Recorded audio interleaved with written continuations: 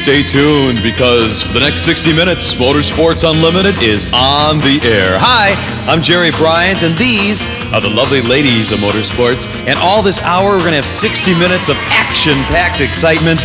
All kinds of exciting things will happen.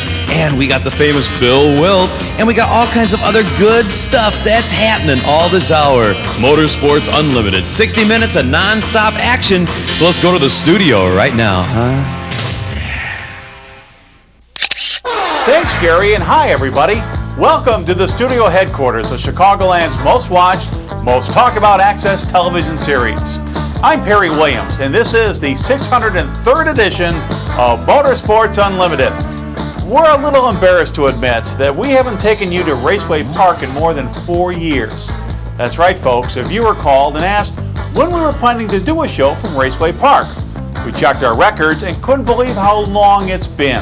Raceway Park is among our favorite racetracks. It features a 1/5 mile semi-banked paved oval, offering a unique opportunity for racing fans to be really close to the action at this intimate facility. With apologies to everyone for taking so long, let's join Bill and the girls in Blue Island, Illinois, and find out what's happening at Raceway Park, beginning with the late model point leader. Raceway Park is the oldest motorsport facility in the Chicagoland area, having opened their doors in 1938. Now, it is true, someone is going to argue that Santa Fe Speedway was around at the turn of the century, and that is true, except Santa Fe Speedway was a horse race track originally and was not a motorsport facility until 1953. Raceway Park was opened as a motorsport facility in 1938 and has been in continuous use ever since 1938, and it is our oldest motorsport facility in the Chicagoland area. In addition to that, it's the only motorsport facility in the Chicagoland area that can be reached by public transportation. If you were to look, this is north from here, and Chuck, don't try, but if you were to look north about 2 miles, you would see the southern border of Chicago. So that's where Raceway Park, we're in Blue Island, Illinois. It's the southern suburb of Chicago and only about 2 miles from the border of Chicago. Now, hopefully I've said enough about Raceway Park, because that's not what we're out here to talk about. Of course, the audience has already seen this great number 42 car, and anybody that's been coming to Raceway Park all year long already knows this fellow, but I'm going to have him introduce himself, and you are. Gary Raven from hometown Illinois. And you are the point leader here, and as I understand it, done deal for the season, you're the point champion. I hope. Well, I know you don't want to count your chickens before they hatch, but everybody says it, and I understand you're having a great season down here. Yeah, we're having a real good season. Richie bought a real good car for us to drive, and we're doing real good. Well, let me get everybody that's involved here, let me get them introduced, and I'm going to come back to you and talk to you a little bit about the car technically. First of all, you are. I'm Rich Halligan. And your role? I'm the car owner right now. Where are you from? I'm from Burbank, Illinois. Well, we've got an important question for you. We want more guys like you out here owning these vehicles so we can give talented youngsters a chance. What provokes you to be a car owner? I used to be a driver. In fact, I've been involved in racing for 46 years. No way to get out, is there? No way to get out. And would you even want to? Nope. No way. Well, you got to be pretty proud of this guy. It looks like he's got the point championship sewed up. We had the point championship in 96, 97. I had Robbie Dodder for a championship at one time down in Boswell, and we've done pretty well for ourselves. Well, congratulations. Now, don't run away. Yes, Susan? So what's his secret? Well, yeah, what is the secret? Well, one of our big secrets is we had Woody Church last year and the year before, and he gave us a hell of an insight on how to chassis this thing. Chassis is important, isn't it? It's everything. No question about it. Having a pretty good driver behind the wheel isn't a bad idea either. Well, the sponsor's a little bit better, but I'll send it for Gary, you know. Okay, don't go away. And you are? My name's Dave Couts. I'm from Bridgeview. And what's your role with the car? Mostly I do the tires, and then I do the graphics on it, and I'm one of the sponsors. So you're an artist? Well, kind of, sort of. Okay. And you are? Larry Brevitz. And where are you from? Oak Lawn, Illinois. And your role with the car? I just help out wherever they need me. Boy, don't say just. That's really important. We can't do it. Can we do it without these guys? No, you better believe it. And you are? Bill Kraft. And where are you from? Illinois. Bridgeview? Yes. And what's your role with the car? Basically jacket, tires, and keep it as clean as it is now. Boy, I want this guy for my van, that's for sure. We want to keep our stuff clean. Anyhow, there's no question about it. It takes a whole team. I know the driver usually gets all the credit, and you'd probably be the first guy to say the driver shouldn't get all the credit. The team is really important. If it wasn't for them guys, we wouldn't be here every day of the year. You're exactly correct. Now, what I'd like you to do, Chuck, show the audience the car. Tell us about it. What have we got here? It's a 1994 Chevy Lumina. It's a left-hander chassis. It has a Joe Ryan engine. It's a 355 9-to-1. We're sponsored by D&E Graphics by Dave, A Reliable, Maxwell Street Depot, Rhino Linings, and Top Notch Auto Sales. Well, I'll tell you what, you've done your sponsors proud this year if you do wrap up this point championship, although it's not a done deal. I mean, you could crash and not complete another race this year, and then it wouldn't be over, would it? That's a bad word. Yeah, exactly. We don't want to talk about it. Now, I've got a big question to ask, and I'm going to be asking everybody this. If I remember, and Peggy, you're supposed to remind me. If I remember, I raced at Raceway Park many years ago, and I always gritted my teeth going to turn 3 because there was a sewer cover there, like a hole. They would literally take the steering wheel out of your hands if you didn't carefully approach it, and if sometimes in the heat of battle you couldn't carefully approach it. I understand the track's been repaved. How is it now? It's real fast. Bill from Bill's Paving, Williams Paving, did a real good job. He's one of our sponsors on the other car. Well, I'll tell you something. I would imagine all the drivers, I liked this track a lot when I ran down here, and the only flaw I ever saw was that turn 3 hole, and if that problem is solved, it's got to be a quick racetrack to run. It's a lot faster than last year. We used to aim to miss all the holes. Exactly. So it must be pretty slick out there. I remember talking a long time ago to Mike White. Mike White is this track has so many alumni that have gone on to great things. I mean, Davey Weltmeyer. I'm not going to get started, but yeah, because I'm going to forget somebody if I. Bobby, there's so many there. But I used to ask him about how you pass at this track because it's very difficult. It's a small track. These are big cars, and how do you pass here? He says, well, all you do is you kind of go in a little high, then come down low coming out, and I can drive the guy out to the outside of the straightaway when you do it. And I said to him, I said, yeah, Mike, but the other guy knows you're going to do that. And he looks at me with this steely-eyed stare, and at the time he was about 19, he says, well, if you do it right, they're not going to have anything to say about it. Do you agree with that? Yeah, the hardest place to pass is off of turn 2, but if you usually pass, you make it off of turn 4, come to the finish line. That's the best place? Yeah. Well, I'll tell you something. If you guys have anything you'd like to say about your team, now is the time. I know these guys are all real happy and real proud. These guys are they're on the point leader team. How much better could it be? Late model division, the premier division, point leaders. Couldn't be much better. Anything we haven't said that we should say? No, not that I can know of. Okay. Can't do it without Rich and Gary. They're the main operation. Okay, and? Yeah, just thanks to Rich for giving us a chance to work on a good car. Boy, everybody's appreciative. Right, and I don't have a good ride home every night we win because my kid's running third in points, Kirk Harden. Oh, wait just a minute. You've got a youngster out here, and the point leader is not your youngster. No, the point leader is Kirk. I mean, we're the point leaders. Kirk's running at third, and every once in a while we got to do a little more than we want to do to get by him, so I get an uncomfortable ride home with the wife. I'm not even going to ask if you go easy on this, on what, son-in-law you say? My son. Son, did you go easy on him when you got to get by him? Yeah, so it keeps peace in the family. Well, yes. I also want to add, I like the way the corners are numbered. I've never seen that before, and we were talking about that before we started taping. Yeah, real quick, let's just point that out for a minute. Chuck, I don't know if you can see it down there. There's turn 3. They've actually they've always done that at Raceway Park, at least as long as I can remember. Each one of the corners, a lot of people aren't aware that an oval track, those of us that race, call it 4 corners. You've got turn 1, turn 2, turn 3, and turn 4. And Raceway Park is the only place I know that actually numbers them, and I think that's a help to the fan. I think you're right, especially a new enthusiast. I think some of these drivers have a lapse of memory, so it helps a lot. Well, here's a guy that ought to know. Anyhow, listen, I want to wish you guys, we got a lot of people who want to talk to you here tonight. I want to wish you guys the best of luck. Chuck, once again, pull the camera shot wide so we can see the team here, and I hope a piece of the car. I want to wish these guys the best of luck tonight. They've obviously had a great season, and we're going to talk to some other folks that haven't given up yet. Gary, Raven, and company are having a terrific year, but they're not without challenges. Let's meet the team that is currently second in the late model point standings. I understand we've got the gentleman that's second in the late model point standing, and we're going to find out all about him. Hi, sir. Can I get your name? Hi, I'm Mike Terkel, And where are you from, Mike? Tinley Park, Illinois. All right, I'll be right back to talk to you in a second. Hi, sir. Can I get your name? John Terkel, From? Mike's father from Tinley Park. Nice to meet you. Hi, can I get your name? Joe Flood, And you're from? Chicago. All right, we're going to talk to the driver first, okay? Okay, can you tell me about the car you've got here? We have a 1997 Chevrolet Monte Carlo. It's a Howe chassis with a Joe Ryan racing engine. What kind of an engine? It's a Joe Ryan engine. Chevrolet. Okay, Chevy engine. All right, now you're second in the point standing. How does that feel? It feels pretty good. It's if we finish second in points, that'd be the highest we ever finished in our racing career. So you're basically racing a lot here, or are you going all around? Well, this year we concentrated on Raceway Park. Next year we're going to go back and do what we did for the past 3 or 4 years. We're going to travel around, go up to Lake Geneva and down to Alabama and stuff like So that. that's what you want to do eventually after this then, right? Well, right now we're talking to a couple of sponsors, and we have one that's looking to go ARCA. So if we can get that, we'll be happy. Well, good luck with you there. How many years have you been doing this with your son? Since 1988. That's a lot of years. So what have you learned from it? What's your best thing out of the whole thing that you've been doing with this experience? Just togetherness, and we're real close as father and son team. I agree with that. I think that's good, and I think it brings everybody involved. Okay, what do you do with the car? What's your role? I'm one of Mike's crew members. Well, you're important, right? I hope so. What is your job? Do you take care of the car? Do you work on the tires? What do you do? Just basically everything? Pretty much everything, anything I'm told to do. Well, that's good. Everybody has to work together. All right, come on in here, Bill. Well, thank you, Peggy, and I know exactly what to do with the model. We have got this shot framed up right, so we've got to get you over here so we can frame the car up. The car is beautiful, and if you'd give us a nice model pose on this side, this will make certainly a pretty picture, and I want to remind our audience of who this fella is. Tell the folks where they've met you before on Motorsports Unlimited. Well, I was down at the World of Wheels, and I spoke with you then about the Illinois Operation Lifesaver Look, Listen, Live program. Yes, and that's right. You're a police officer and apparently heavily involved with trying to make that go? Yes. Okay, and how's it working out? It's working out very good. This is our third year being with Illinois Operation Lifesaver, and next year we're going to do some more stuff with them and expand.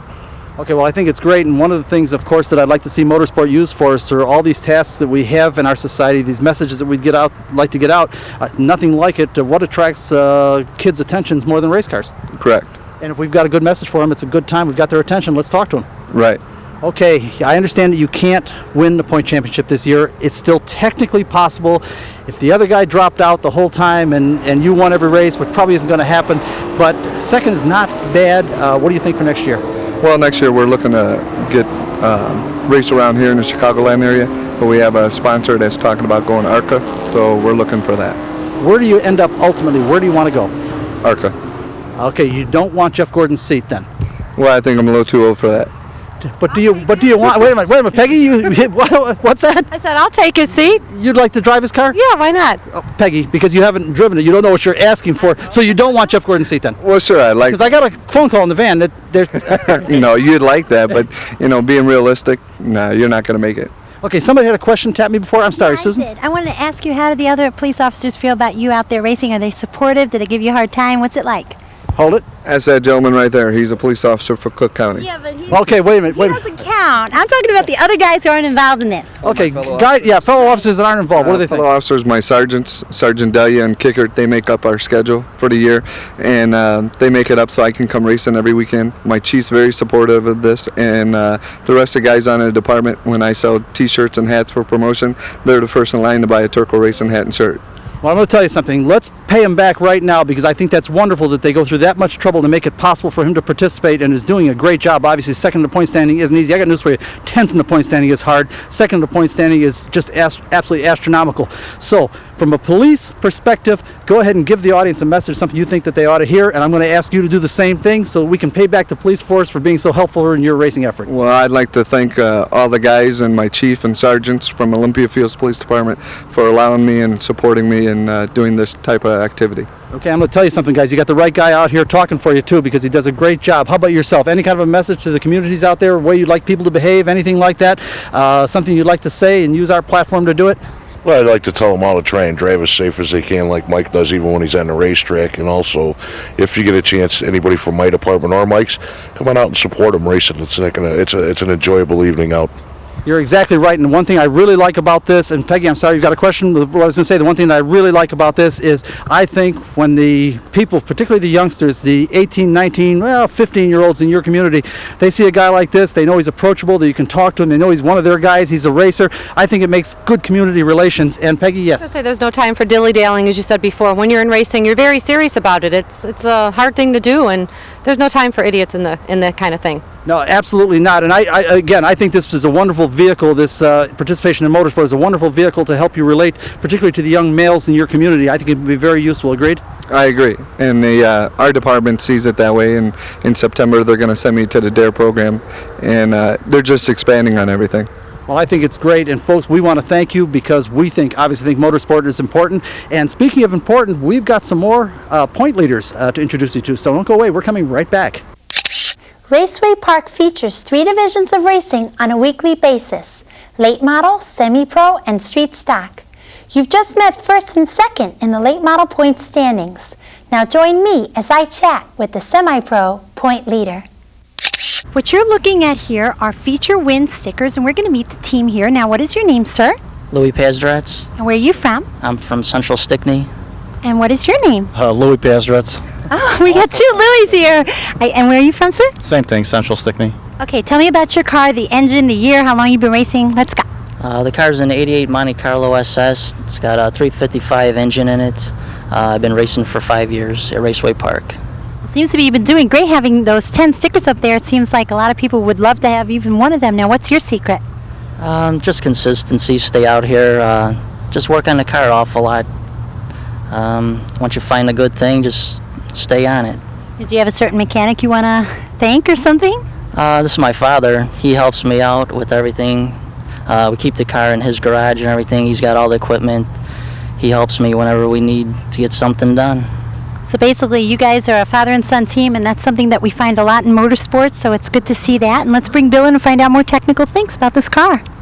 Okay, Susan, if you would step back just a little bit. I almost made the mistake of introducing this as a sportsman car, but as I understand it, this is not the sportsman class. And what class is it? It's semi-pro. Now, semi-pro, can you describe the class? It's like a sportsman's class also. It's in between street stocks and the late models.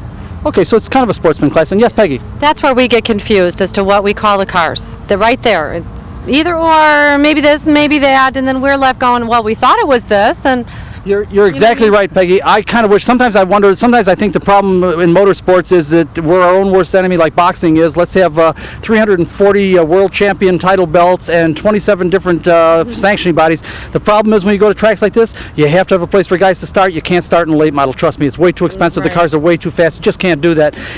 You can't start in late models.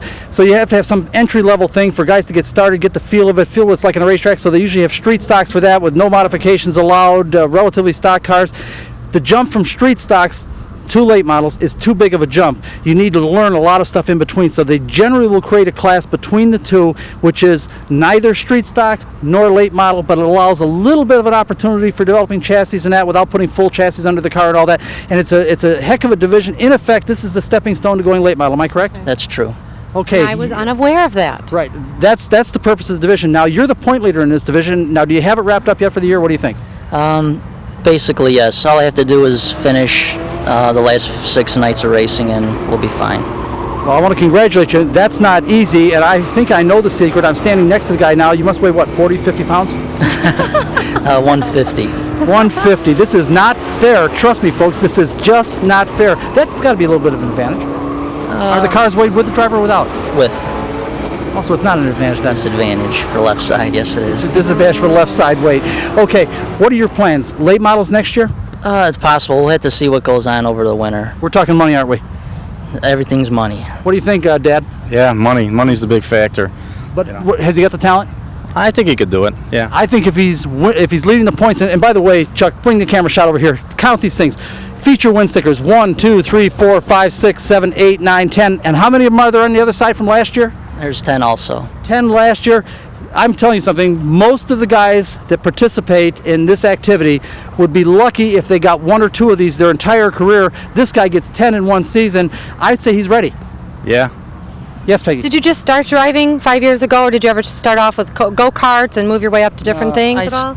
I started 1 year in street stock, and then I jumped up to the semi-pro division. I finished 3rd in the street stock, and I felt it was already time to move up, so I made the move. Oh, okay. Well, listen, we want to thank you for spending a little time with us. This is great. Chuck, once again, show the audience it's a great car, and I want to congratulate on how well turned out the car was. As a matter of fact, he wanted me to show the other side, folks. He didn't think this side looked nice enough. The other side is perfect. And I said, no, this side looks fine. We're late in the season. I'm surprised it looks this nice. We've got more folks to talk to, so don't go away. Of course, just like in the late model division, there are plenty of challenges in the semi-pro group. Let's meet the team currently second in the points standing. Well, once again, I want to remind you that we're in Raceway Park in Blue Island, Illinois, and we have a second place rider here. Let's get to meet the owner. Are you the driver? I'm the driver, owner, crew chief, mechanic, everything. And what's your name? Jim Gilbert. And where are you from? We're from Blue Island. Okay, and your name is? Paula. And where are you from? Blue Island. Okay, and your name is? Tom. And where are you from? Also Blue Island? Yeah. Okay, we have a family recruit here, and can you just tell me about the car a little bit? Well, the car has a 78 Cutlass body on it, but it's a stock GM metric frame, and I've modified it myself, built it myself, and that's what we do. That's what I like to do, is build cars and run them real hard. How long have you been racing? 20 years I've been here at this track. Okay, and have you done any, you prefer pavement racing? I really don't care. If it's a racetrack and they'll let me on it, I'll drive it. I've driven out at Kankakee and Ileana, Rockford, Lake Geneva, a couple other tracks. It's a lot of fun. What got you started in racing? I don't know, just the urge to go fast. Okay, are you just a supporter here or a helper? What do you do with this? I also drive. Oh, a woman driver here. All right. Okay, and do you support or you help drive also? No, I just support. I help. He helps. I help on the car too. He helps change the tires and whatever I can let him do. Okay, so you do a little mechanical work. Yeah.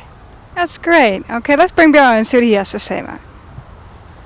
Well, Gloria, you almost don't need me, but I need you to frame this picture up so we can make it nice and pretty with the great-looking race car in the middle, surrounded by great-looking girls. Let me come down here because as I understand this is husband, wife, and son. Do I have it right? Yes. Okay, and you are apparently, if he's been coming for 20 years at this racetrack racing, you must be pretty supportive.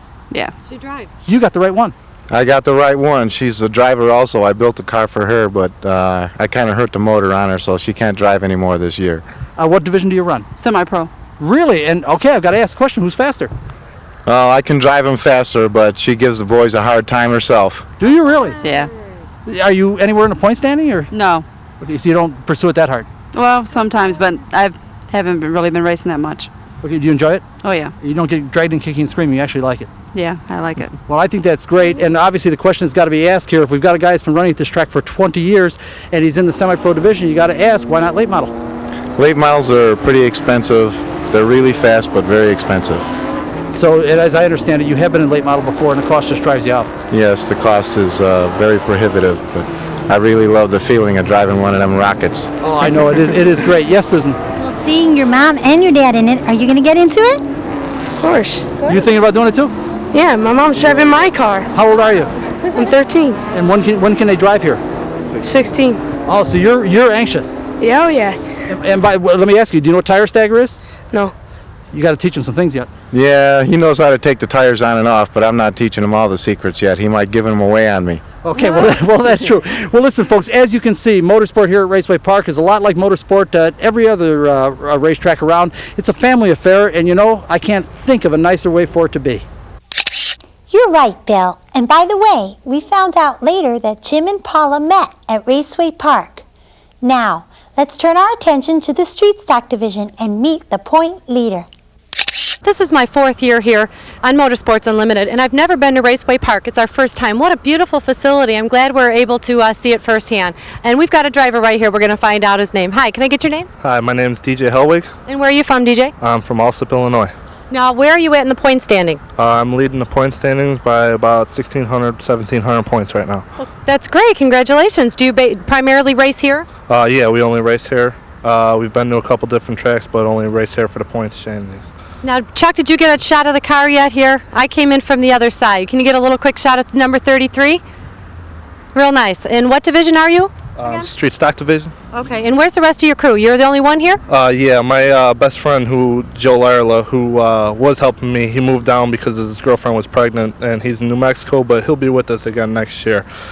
Oh, that's great. So do you basically do all the work yourself when you're running by yourself on the track? Or do you have any other kind of help outside to help you with what you need to do racing? Well, the guys from the 42 team and the late model car that you saw before, they help me out a lot, you know, because I am out here by myself. But sometimes when my dad's off on midnights, he comes out here and helps me all the time, too. That's good. And what kind of, oh, yes. I wanted to add, he said he started at 19, and I said once you learn how to drink, you learn how to drive. No, I'm just kidding. Okay. What kind of an engine do you have? I've got a 355 Chevy Camaro engine. A Camaro engine? Yeah. Usually it's Chevys. What made you choose Camaro? That's the highest output motor that Chevy made with the horsepower rating that's in my car right now. Oh, well, okay, that's interesting. I didn't know that. Well, Bill, come on in here and ask some more. Peggy, first we're going to straighten you out. We got to frame up this shot because I have a feeling if we put a girl over here, we'll pull our camera over here. I know it always works that way with Chuck, right, Chuck? I put a girl there and he shoots it. Peggy, he said it has a Camaro motor, right? Yeah. Camaro is a Chevy. That's the same small block Chevy. No way. Yes, that's the same thing. So those are all small block Chevys. Guys, why do you do that to us? We're talking small block Chevy, and I want to make sure that the audience understands that this is the point leader in the street stock division. And on a regular basis here at Raceway Park, what they have is late models, semi-pros, and street stocks. Am I correct? Yes, you're right. And how long have you been doing this? This is my second full year. Okay, and if you're leading in the points, maybe time for semi-pro. Yeah, we're looking at a semi-pro car for next year, and then hopefully late model and maybe an ARCO car after that. How old are you? I'm 21 years old. Boy, you're doing this just right. Nice young age like that. Have you learned a lot? Oh yeah, I've learned so much over the 2 years that I've been racing. I mean, last year we started off with a Thunderbird that wasn't really that great, but we moved up to a great car now.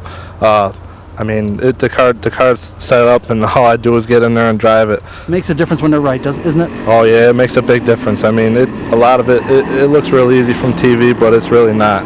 No, it really isn't. As a matter of fact, I can tell at 21 these lessons are all new to him because I learned these same things. First of all, motorsport is not what it looks like on television. It's a whole lot harder than what it looks like, and I have news for you. I don't care how brave you are or how good of a driver you think you are. If that car isn't right, you're not going to beat anybody. Oh, you're absolutely right. I mean, we're tied with the most wins out at the track. Me and the guy with the 72 late model, or with the 42 late model, we got a little bet going on. So hopefully we could break the tie tonight and get a couple wins. Okay, so how many wins do you have? I've got 32 with 16 features. Absolutely incredible. Just an outstanding run, and I can see he's got it figured out now. If you don't figure out how to make these cars go around the corners, you're not going to beat anybody. I don't care how brave you are. Oh yeah, you're absolutely right. I mean, it takes a lot of work working on the cars, and it takes a lot of sponsorship too.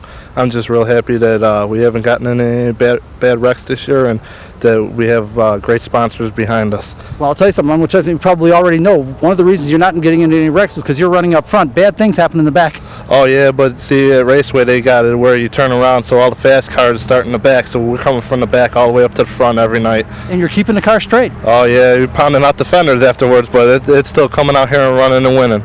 Well, I'm going to tell you something. This is one of these guys that I love doing this. This is what I love about local tracks, is to see a young man like this start his career, and no telling, this might be the next Jeff Gordon. We have no idea, but I can tell you one thing. Whoever the next Jeff Gordon is, they're going to come from a place just like this. Agreed? Oh yeah, you're absolutely right. Absolutely, and that's what's fun about going to these local racetracks. Now, thanks for spending a little time with us. Once again, Chuck, show the audience a great car, because I want them, if they come down to Raceway Park, I want them to keep an eye for watching this guy run. This is fun, watching these young guys develop. It sure is, Bill. And notice he mentioned the help from Gary, Raven and Company. Apparently, these folks help a lot of people, and we tip our hat to them. Now, let's meet the team running second in the street stock point standing. I understand this is the 60th year of Raceway Park and started in 1938, and this is 1998, so that makes sense. And let's meet these guys and find out a little bit about them. What is your name, sir? My name is Robin Marigold. I drive a late model here at Raceway Park. Great, and where are you from? I'm from Oakland, Illinois. Okay, and what is your name? Geraldine Malloy from Piatone. All right, and you're a girlfriend, I understand? Yep.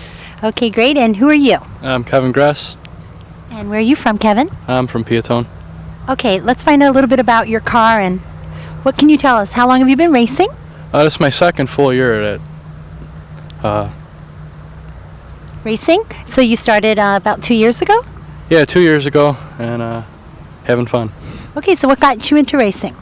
Always been around cars, all my neighbors, and a little help from some friends. And Okay, so how are you doing in the point stands? I'm second as of now, but Well, that's great.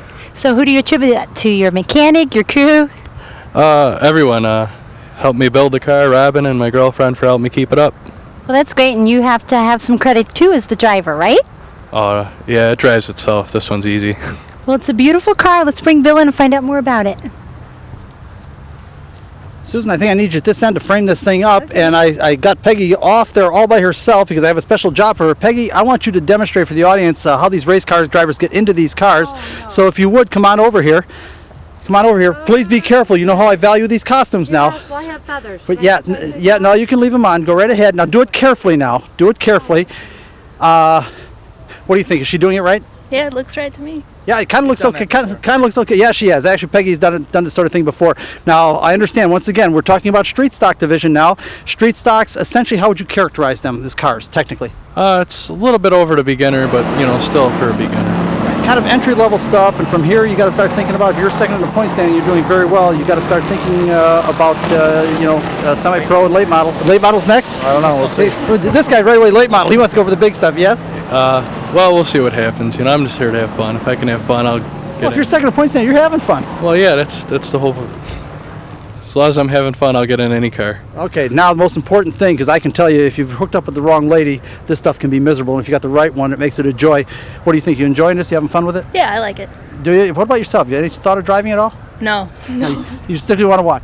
Yep, that's about it. Well, I've got news for you. You're exactly what us guys need. No question about it. Nothing we like better than to show off for our girlfriends, right? Oh, that's it. I agree completely. Now, we've got a special thing going on here. I want to thank you guys for spending a little time with me. But now, as long as we got Peggy in it, if you would come over here, let's give Peggy a little bit of instruction here. And Chuck, you're going to have to follow us along. I didn't tell anybody what we were going to do here, so this is going to be hard.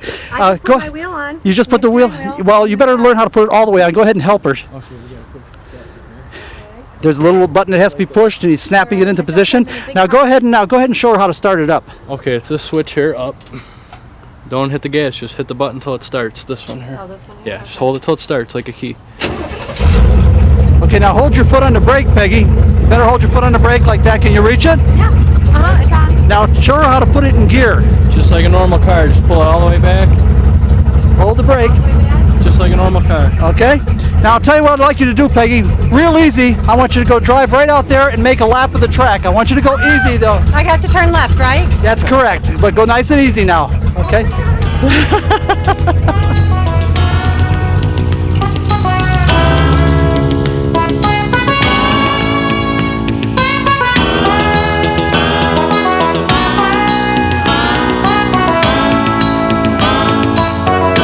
If you can, Chuck, get it tight on her face. I didn't warn anybody about this, and Chuck's going to wind the camera cable up here. We're not going to be able to follow it all the way around, I'll bet.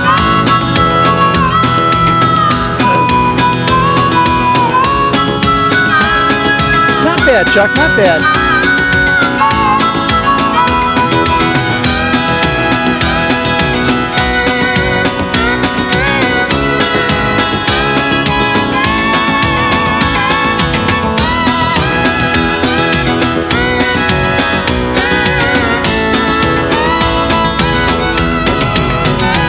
Now you better show her how to shut it off.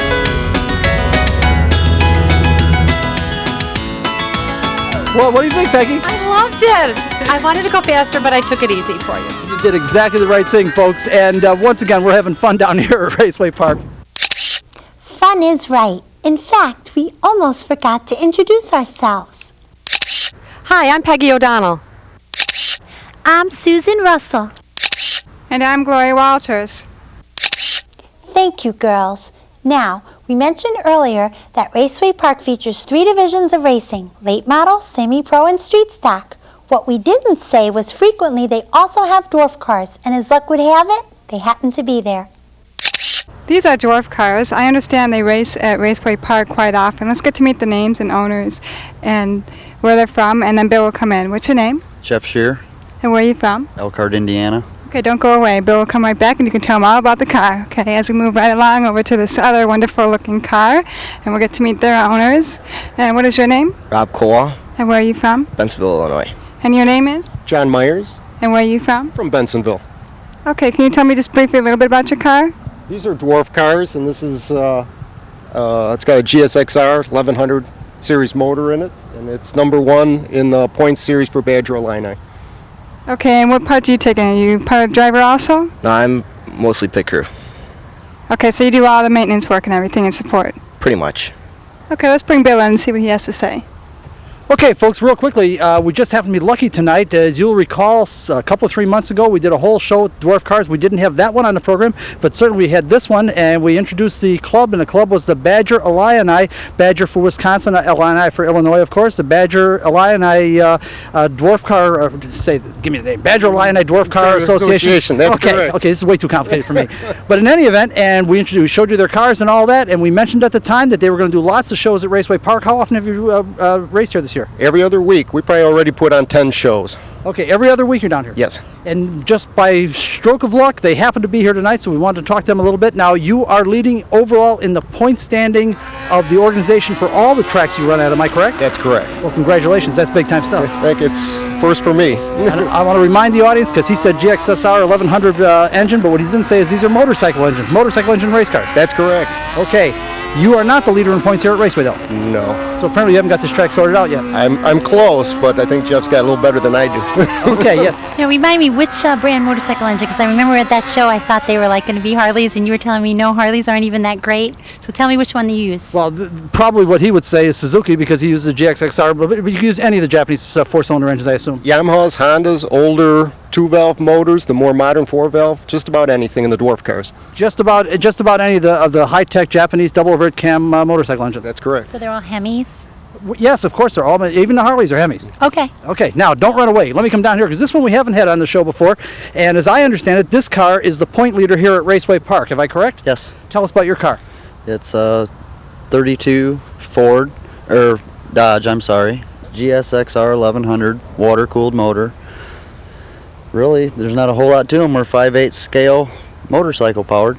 Okay, how is it you happen to be leading here at Raceway Park? What have you figured out at this racetrack that nobody else has? Just be consistent. Well, you're right. You got to be slick. You got to be smooth. Peggy? How many dwarf cars are going to be here today in your division? Hopefully 15, 16. That many? Hopefully. Wow, you get good car turnouts on this thing. Well, listen, I want to wish you the best of luck here.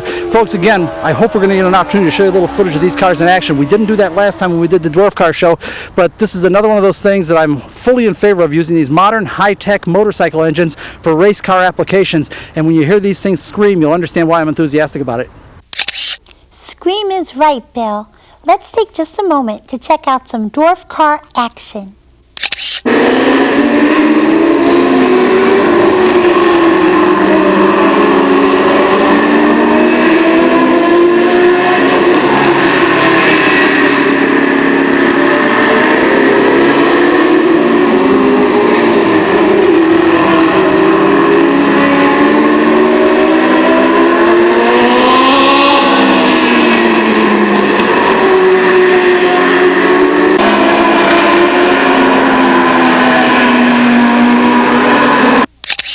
Wow, they put on a great show, and the open wheels always provide fireworks.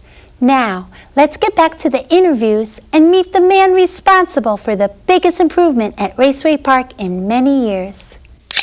What you are looking at is the famous, or infamous if you've been racing at Raceway Park for a number of years, and I did race here for a number of years, the infamous Turn 3 at Raceway Park. And the reason this turn is infamous, Chuck, if you would pan down, I don't know if this is going to be visible on camera. We see a patch here, a big patch right in Turn 3, but that's not the biggest, at least it wasn't the biggest problem when I was racing here. The biggest problem, Chuck, if you go down there, I don't know if you can see it, we're talking about there's a hole right next to a sewer cover over there. It's all nice and flat across here. Well, trust me, this used to be the hole from hell. In fact, this corner was something, they had enough ruts in this corner to rip the steering wheel out of your hand. First of all, you are? I'm Bill Gilson. From? Williams Paving and Construction Company. Williams Paving and Construction Company, and this is the guy I want to talk to because I couldn't believe it when I heard that they paved Raceway Park. I was so happy, and I've talked to all of the drivers, and the drivers are just absolutely delighted with the job that you guys did. Are you a driver yourself? No, I'm not. I'm a big race fan, though. Big race fan. I don't know if you have any idea the contribution you made to the guys that run down here by taking care of this corner. Have they all thanked you? No, not all of them, but the ones that I have talked to about it have been pretty pleased with it, and that made me pretty happy too, you know. Well, it really should. But by the way, folks, this is not an easy task when you're talking about paving these racetracks. Asphalt, like anything else, is a layer you put down, right? Yeah. Oh, yeah. And you have to understand, Chuck, if you would broaden your shot back up a little bit, when the cars come down the straightaway at full throttle, and these are heavy cars, and they dive into the corner and jump on the brakes, it wants to roll up the pavement. It's not easy to keep the pavement stuck to the other pavement. Yeah, we've been having a little bit of difficulties this year with it, but we've been on top of it. Yeah, well, it's almost impossible to keep it from happening, and one thing I'm really glad of, I'm glad that there's a paving guy that's also a motorsport enthusiast, because boy do we need you guys, do you know what I mean? Yeah. It's nice to have a sympathetic guy sitting on that paving machine. Well, we tried to make it as nice as we could for the guys so that they wouldn't have a problem. When we first came in here, we patched this thing up the first time. We left a big hump here in Turn 3. I swear this Turn 3's got a hex on it or something. A storm came through here when we paved it. When we patched it the first time. We actually patched it the first time. So you actually had to come and patch it after it was paved? Oh yeah, I had to come back and redig it up, redo it again. Well, the cars were lifting up. Okay, Susan had a question, and he's giving us a warning, so we got to go quickly. I just wanted to ask, were the local guys aware of this Turn 3 here, and then the guys who would come from other places not aware of it, so it's an advantage? Well, I'll tell you something. The guys, you're exactly right. The guys that race, he wouldn't know this because he's obviously not a driver. But yes, the guys that race locally, they knew how to deal with this and how to take a line at the corner to avoid most of it. I saw guys come in from other racetracks that absolutely have the wheel come out of their hand. And what are you telling me? Real quick, I was going to say that's the bad luck spot, right? If you were doing real good luck. That's bad. That's bad. Anyhow. Okay. I want to thank you on behalf of all the races. They told me to do this. I want to thank you for repaving, particularly turn 3. This has made it a lot more pleasant for these guys. Continuing in our effort to catch up on what's been going on at Raceway Park, let's meet some of the officials. If we have anybody to thank here, of course we've got to thank the construction guy, that's for darn sure, but we've got to thank some of the officials, and a lot of these guys have been here for many, many years, and this is the 60th year at Raceway Park. First of all, you are? I'm Dennis Kwiatkowski. Where are you from, Dennis? Blue Island. And what's your role down here? I'm one of the officials. Doing what? Well, we do everything together, so. Oh, really? It's like a real team then? Yes. Okay, well, yeah, and how long have you been doing this? This is my first year here. First year, but I understand you were a car owner. You owned Mike White's car, and who else? Yes. No, I had Weltmeyer drive for me, Bobby and David, Frank Galinsky. So you spent your life in motorsports, decided to get out of it, and you're here at the racetrack as an official. It gives me something to do, yeah. Yeah, it's pretty hard to stay away from, isn't it? It is. It really is. And you are? Roger Smith, Roger, your role here? Director of Competition. By the way, where are you from? Blue Island. Okay, and what exactly does that mean? Basically in charge of them, but like Denny says, we all work together. There's really no head man. Okay, because I'm looking over here at this guy, and he's big. I'm thinking he's the muscle. That's our enforcer. This is our enforcer down here, so let me come down here, and you are? Winston Dennis. Where are you from, Winston? Blue Island. How come you got 2 first names? Look Look at me make fun of the guy here. Look how big he is. You know, I'm teasing. Named after my father. Okay, you're the enforcer here? Sort of. Sorry, all kidding aside, what is your role? Director of semi-pros, but we all help each other. Okay, and how long have you been here? Working in the official 1 year. I've worked security for a few years. Okay, and I'm not sure if I asked you how long you've been here. 1964. No. Yes. Wow, you've been here a long time then. Long time. Okay, real quick, because this is the 60th anniversary of Raceway Park. Real quick, anything that comes to mind that has really changed over the years? The speed, the cars themselves. You know, there's no more put together yourself. They're all store-bought, and basically, except for our street stocks and semi-pros, they're fairly put together yourself. A lot of expensive equipment rolling out here now. In the late models, yes. Yes, and how about the repaving the track? That must have been a big thrill for you if you've watched it with that hole in turn 3 for all these years. Definitely, and speed is really picked up. And that one change must have made a big difference in speed. Big difference in speed. Well, I'm going to tell you something, guys. I know the drivers are never going to tell you this, but I want to tell you this because I've raced for years myself at every track in the Midwest, including this one. And you can't have racing without these guys. And we all know, even if we don't say it, just what kind of sacrifices you guys make to participate in something like this. And we all appreciate it. Folks, some of the officials from Raceway Park. Of course, it would be nice to show you all of the races, but Motorsports Unlimited is only an hour show. We want to at least acknowledge the winners of the trophy dashes and heats. We sure do, Susan. After we finished talking to the officials, we had to clear the infield so the cars could practice, qualify, run the dashes and heats. Number 18, Kirk Harden won the late model trophy dash. Rick Putnam won the Dwarf Car dash. Louis Pesnerez won the semi-pro dash. Street stock dash winner was Dave Polak. Kirk Harden came back and won the late model heat. The first Dwarf Car heat was won by number 28, Roger Osborne. Second Dwarf Car heat won by Rich Putnam. First semi-pro heat, number 31, Doug Leach. Second semi-pro heat, 05, Louis Pesnerez. First street stock heat, number 36, Tim Prime. Second street stock heat, number 72, Alan Powell. And third street stock heat, number 50, Kevin Grease. Congratulations, everyone. During the intermission, before the start of the late model feature, late model star point leader Gary Raven arranged for our Peggy O'Donnell to try a few laps in his backup car. That's right, Susan, and there I am trying to explain to the fans what we're going to do. The Raceway Park fans are wonderful and encourage Peggy.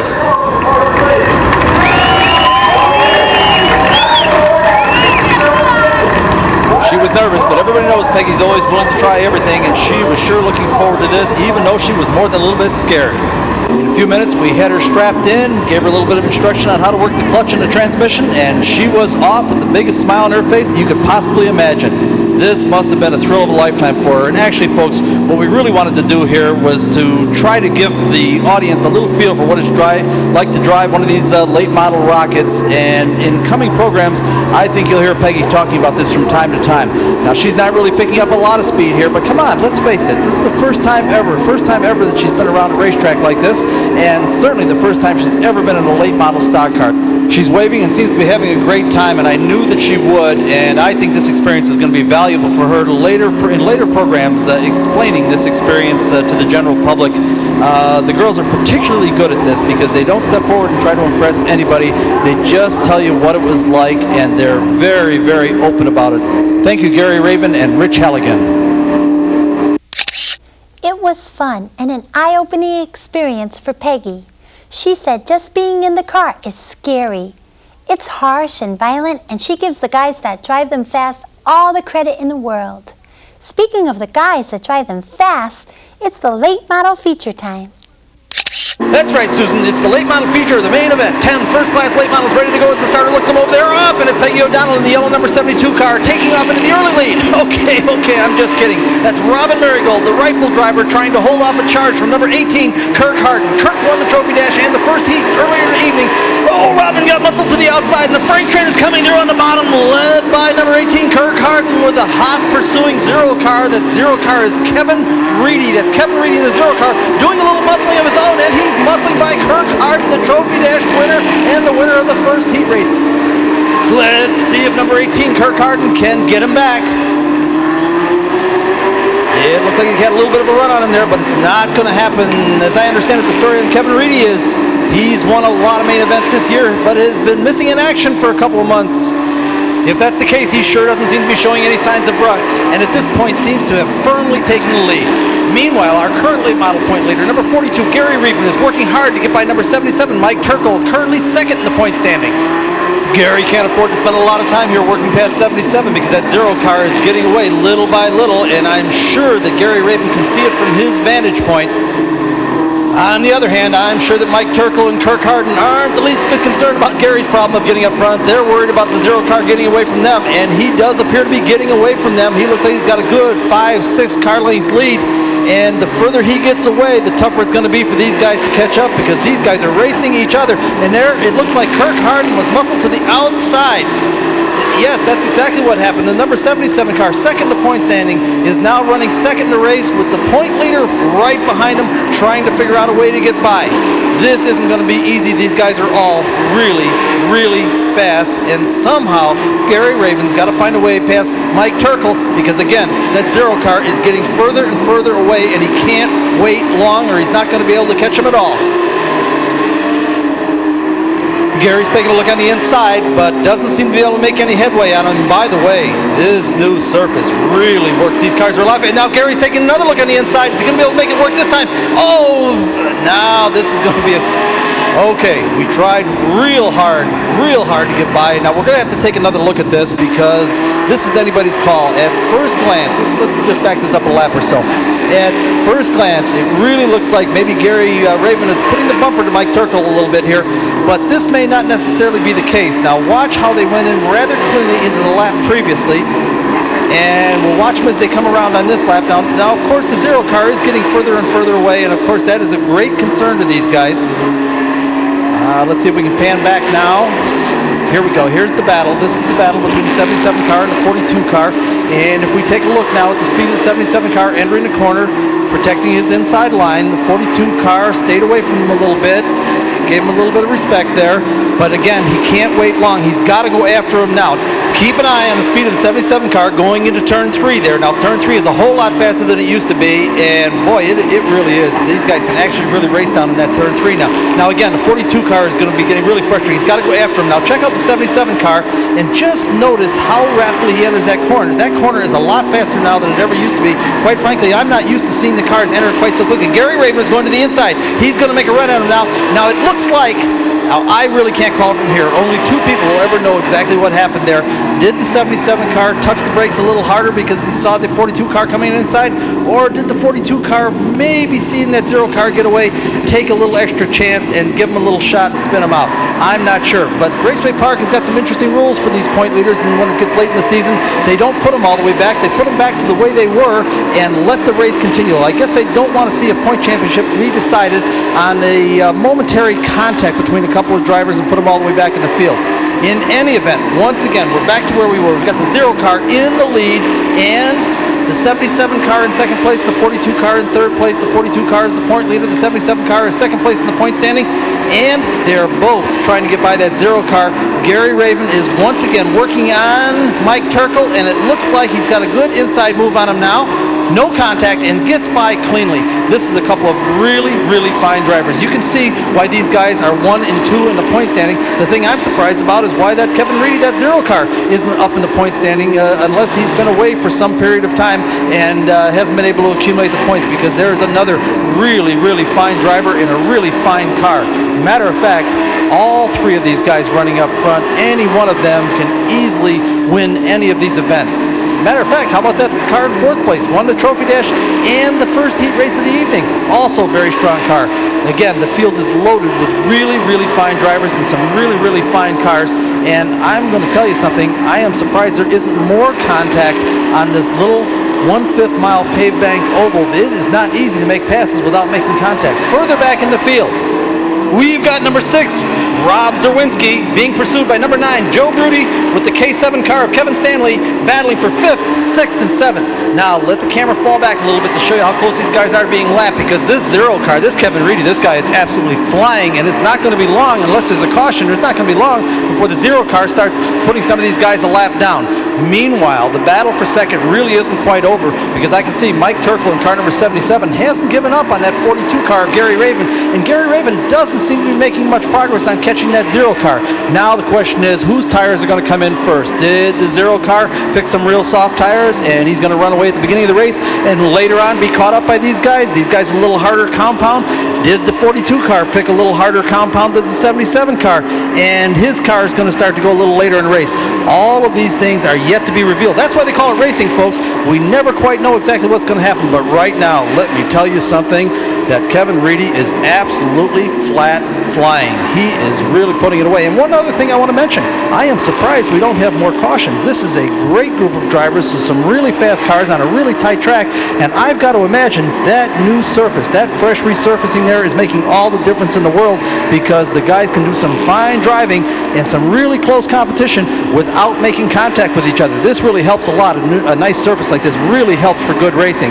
Meanwhile, the 0 car, I hate to say it, appears to be getting further and further away. Where did this guy come from?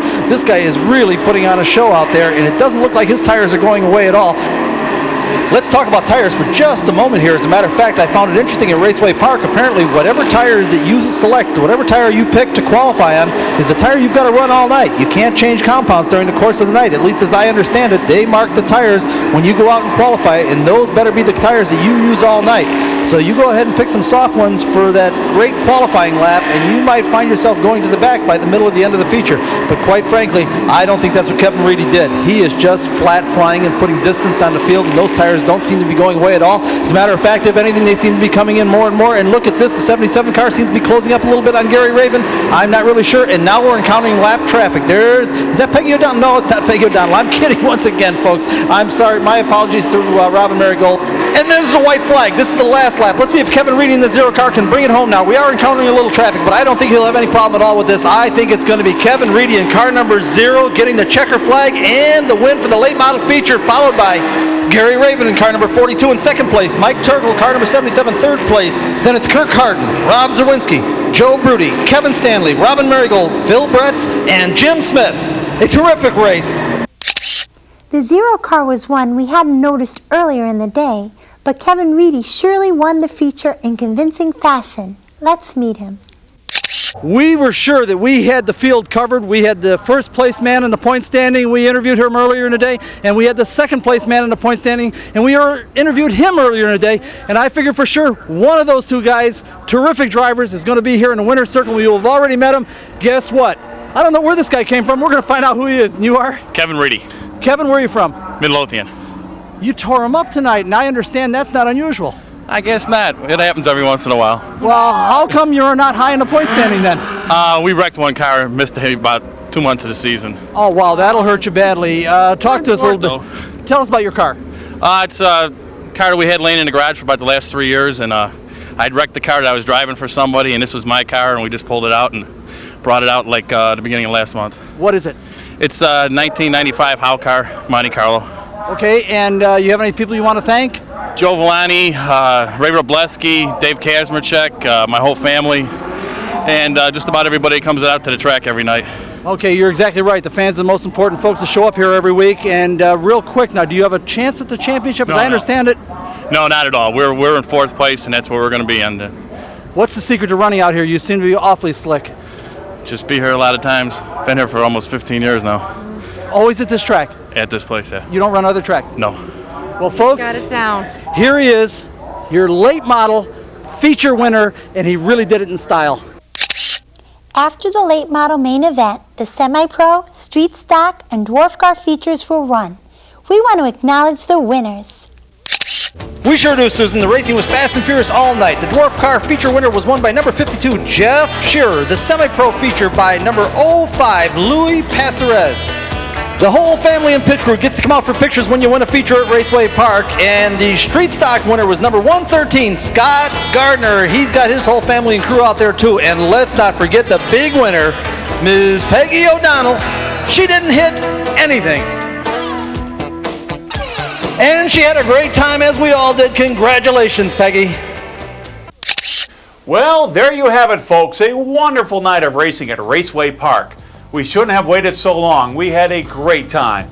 Speaking of time, we're all out, with only enough left to acknowledge the fine work of our award-winning production team, including Chuck Hitzenthaler, Sue Cassanda, John Papke, and Tom McGrady. Special thanks to JBTV's Jerry Bryant.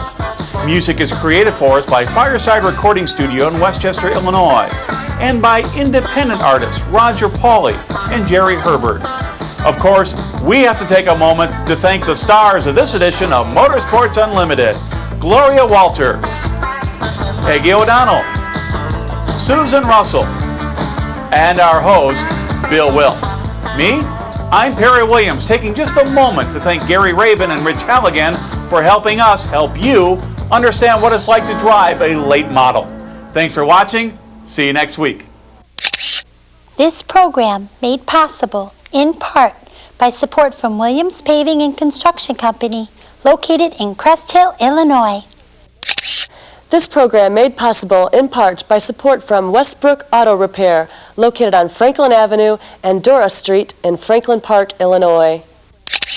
This program made possible in part by support from Bridgestone Firestone and your local Bridgestone Firestone tire retailers.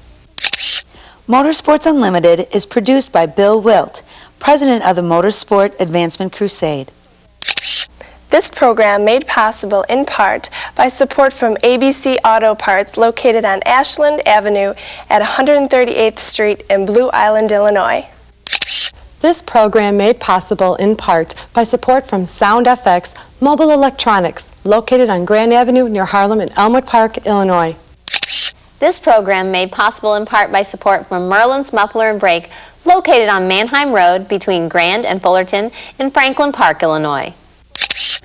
The Motorsport Advancement Crusade is a non-profit organization dedicated to the preservation and enhancement of motorsport. We are entirely funded by voluntary contributions.